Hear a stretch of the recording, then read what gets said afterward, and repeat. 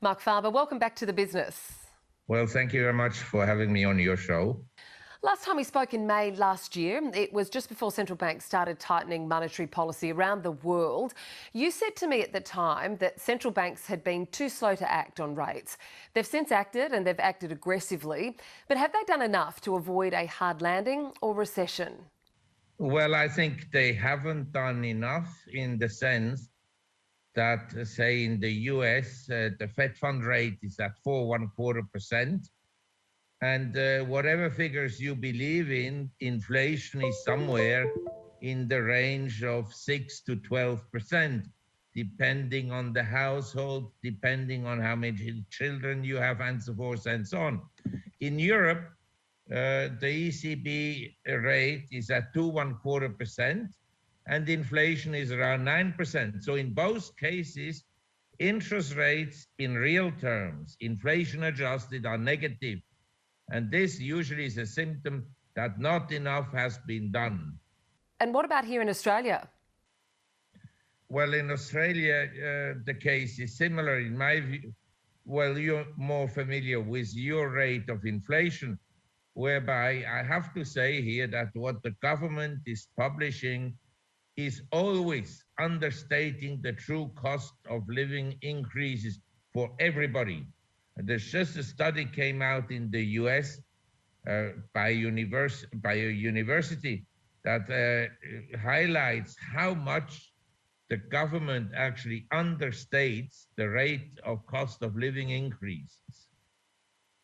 Australia used to be an inexpensive country, and now most people, ordinary people, not people who are in the financial sector, but ordinary people, they suffer because they cannot afford to buy a house and even can't afford to pay the rents. Well, sticking with rates for now, we know, and you touched on this, the ECB is likely to hike another 50 points this week, the Fed likely to go another 25, as is the Reserve Bank next week. Would you at all commend central banks for their actions? Have they got the settings right at all? Well, it's an improvement, but as I said, it's not enough. And in my view, although it's gone up substantially, actually, more than ever before, in terms of the speed of rate increases, they also had kept interest rates at an artificially low level for far too long. After 2009, in the US, interest rates were essentially at zero. That's why you have this huge wave of speculation. I mean, you should really not pat anything on the shoulders of central banks. They've messed up whatever they could mess up. Well, if it's not enough and if central banks haven't done enough, what more can they do? Because last time we spoke, you told me that central banks would break the system if they hiked rates too far. Well, this is a huge problem. The central banks, especially in the current woke environment, where people shouldn't have any pain at all. They should go through life painlessly. And the central banks, in my opinion, will be very timid to inflict any pain on the economic system. But the economic system and society needs pain. Okay, so what would that pain look like? Well, the pain would look like people losing a substantial amount of weight. In other words, they would have to tighten their belts and live more modestly. On to global monetary policy. Do you think it's still tightening, or are central banks starting to pull back given the latest raft of numbers? Well, it's good that you're asking this question because there has been unquestionably a relative tightening. But equally, I can give you symptoms of economic developments that would point out that monetary policies are relatively easy still. Usually, when you tighten in the US, the dollar should be strong. It was strong last year, but this year, for the last 3 months, the dollar has been weakening and substantially. So this is a symptom actually of looser monetary policies and not tighter. Or stock markets that go through the roof. Tesla is up in 3 weeks by 78%. This is not occurring usually in an environment of tightening monetary policies. It's interesting, isn't it? Because only a month ago, many analysts were calling for a deep recession in Europe, as well as forecasting one in the US. But the mood now seems far less pessimistic. What do you think's changed? The analysts, they watch the stock market. The stock market goes up, no recession. The stock market goes down, recession. The analysts are largely, I'm saying largely, they're very good analysts.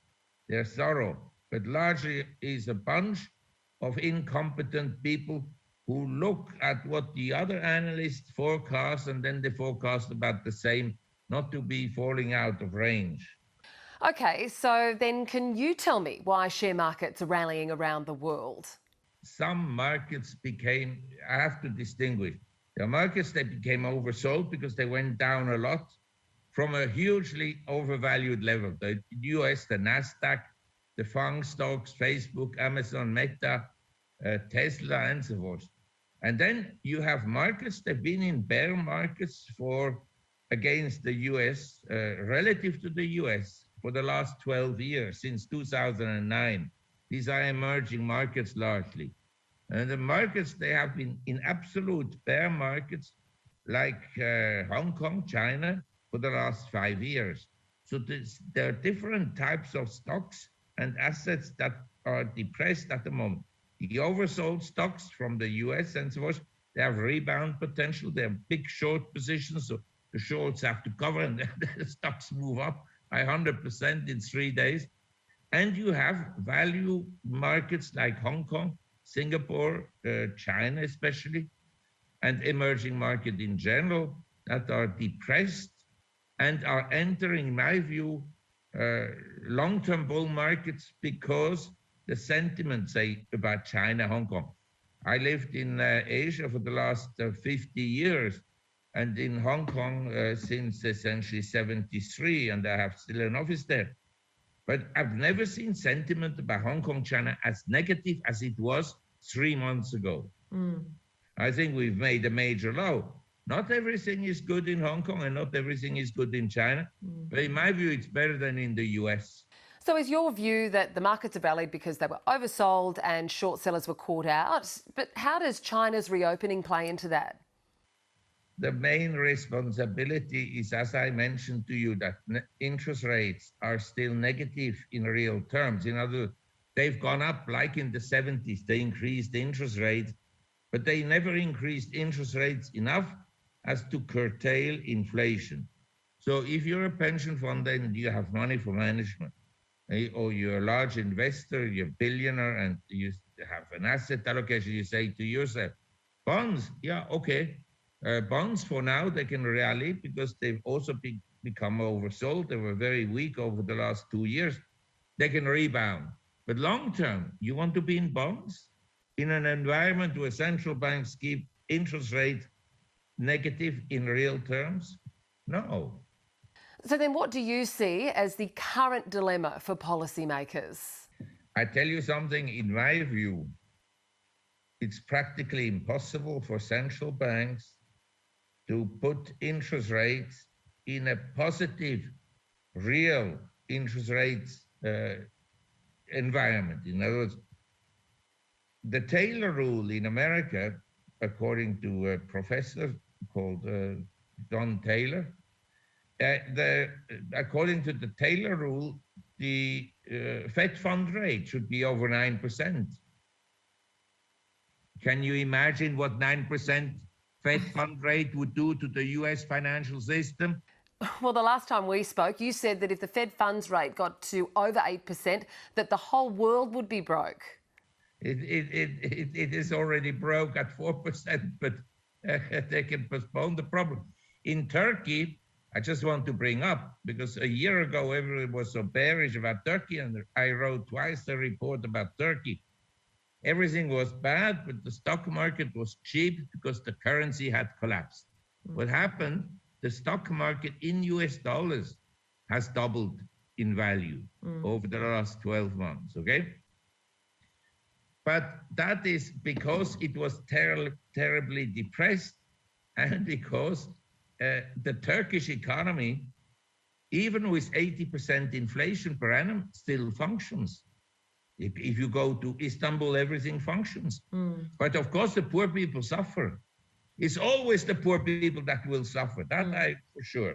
Well, just a couple of projections briefly now. Tech stocks, the FANG index, as we know, was down around 40% last year when we spoke. What's the future for tech stocks?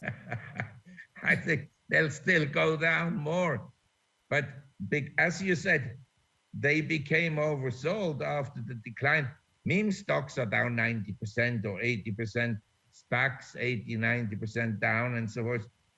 And unicorns the same. And so they become very oversold and then they rebound. If you look at long-term charts of, say, popular stocks that were traded heavily on Robinhood, you take, for instance, the cannabis stocks. From their peak in 2019, 2020, they may have doubled 3 times and still making new lows. You understand? The bear market takes time. In my view, minimum ideal is about 3 years. On to another asset now, property. What's your forecast for house prices in Australia? Prices in Australia are far too high, as in Canada. This is a disaster waiting to happen because young people don't have the money to buy the houses. This the central banks never considered. They applauded, and the fund managers applauded when central banks printed money, because every fund manager, everybody involved in the financial sector makes money according to the quantity of assets that they manage. So money printing is the golden calf of the financial sector. I'm in it. I'm in the financial sector for the last 50 years. I should know it. So, Marc, do you think Australia will avoid a recession? Nobody can avoid a recession in the long term. You think the climate activists can avoid an ice age, as we had many times over the last 4.5 billion years, during which Earth developed? Well, when recessions come and go. Can you avoid death? No.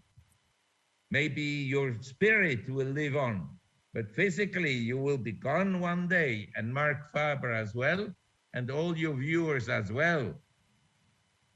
And so recessions come and go, and the recessions are healthy. This is the point. It's like a sickness is necessary in children because it gives them some immunity. And the recessions is very good to build characters of a society, and it's very good to clean up the system. And any government who thinks that they can clean up the system, the worst type of decisions ever taken in the world are by government officials. That I want to say. When we spoke last, Marc, you said that the main aim of investors should be the preservation of capital or losing the least. Do you still hold that view? Yes. But I'd like to say, people don't take decisions usually according to how do I lose the least. I mean, people should have precious metals as an example. But if precious metals don't move for 6 months, then they despair. But better not move for 6 months than go down by 40% or 80% in growth stocks. So where are you holding your investments? Well, as I said to you, I think emerging markets, by and large, are inexpensive, certainly relative to the US. I think European stocks are relatively inexpensive compared to the US. I think some real estate, last year, the best performing real estate market was Portugal. I always said in Europe, you have these secondary cities and real estate in the countryside of Spain, Portugal, Italy, Sicily, the whole Balkan coast, the Adriatic coast, Yugoslavia, Croatia, and Macedonia, and so forth. All these countries, yes, and all these countries They have real estate that is relatively attractive. Also in Asia, in the main cities, real estate is expensive, but in the countryside, it's inexpensive. So that is an asset class. Number two, I would hold at all times, and not just now, but at all times, some precious metals, because you cannot trust central banks. You cannot trust central banks. You have to be believing in Father Christmas to trust central bank. Marc Faber, thank you. Thank you. Bye-bye. Have a nice day.